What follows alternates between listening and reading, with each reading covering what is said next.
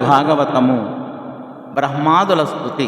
అంతేకాక ప్రకృతి యొక్కటి పాదు ఫలములు సుఖ దుఃఖములు రెండు గుణములు మూడు వేళ్ళు తగురసంబులు నాలుగు ధర్మార్థముఖనంబు తెరిగిడి విధములైదింద్రియంబు లారు స్వభావంబులా శోక మోహాదులూర్ములు ధాతువులొక్క ఏడు పైపొరాలేమిది ప్రంగలు భూతంబులైదు బుద్ధి మనోహంకృతులును రంధ్రములు తొమ్మిది గోటరములు ప్రాణపత్ర దశకంబు జీవేశ పక్షియుగము కలుగు సంసార వృక్షంబు కలుగజేయుగావ నడగింపరాజవక్కరుండ నీవా. జీవులందరికీ ఈశ్వరుడవు నీవు. ఈ సృష్టిలో సంసారం అనే వృక్షం ఒకటి ఉంది.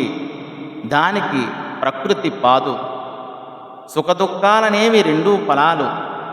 సత్వ రజస్ తమస్సు అనే గుణాలు మూడు దానికి వేళ్ళు. ధర్మము, అర్థము, కామము, మోక్షము అనే నాలుగు పురుషార్థాలు రసాలు.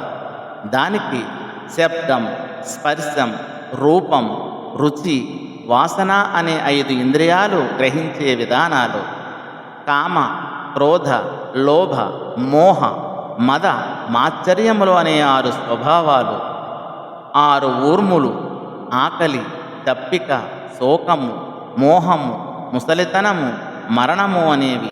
రసం, రక్తం, మాంసం, మేధస్సు, అస్థి, మజ్జ, శుక్రము అనే ఏడు ధాతువులు ఆ వృక్షానికి గల ఏడు పొరలు అయి ఉంటాయి. అంత తెలిసి తొట్టుపాటు పడటమెందుకు? పంచభూతాలు, బుద్ధి, మనస్సు, అహంకారం అనే 8 ఆ వృక్షానికి కొమ్మలు. కన్నులు, చెవులు, ముక్కుపుటాలు, నోరు, మలమూత్ర ద్వారాలు అనే 9 ఆ వృక్షానికి గల 9 రంధ్రాలు. ప్రాణము, అపానము, వ్యానము, ఉదానము, సమానము అనే 5 ప్రాణాలు. నాగము, కూర్మము, కృకరము, దేవదత్తము, ధనంజయము అనే 5 ఉప ప్రాణాలు. మొత్తం 10 ప్రాణాలు అనే ఆకులు ధరించి ఉంటుంది ఈ సంసార వృక్షం.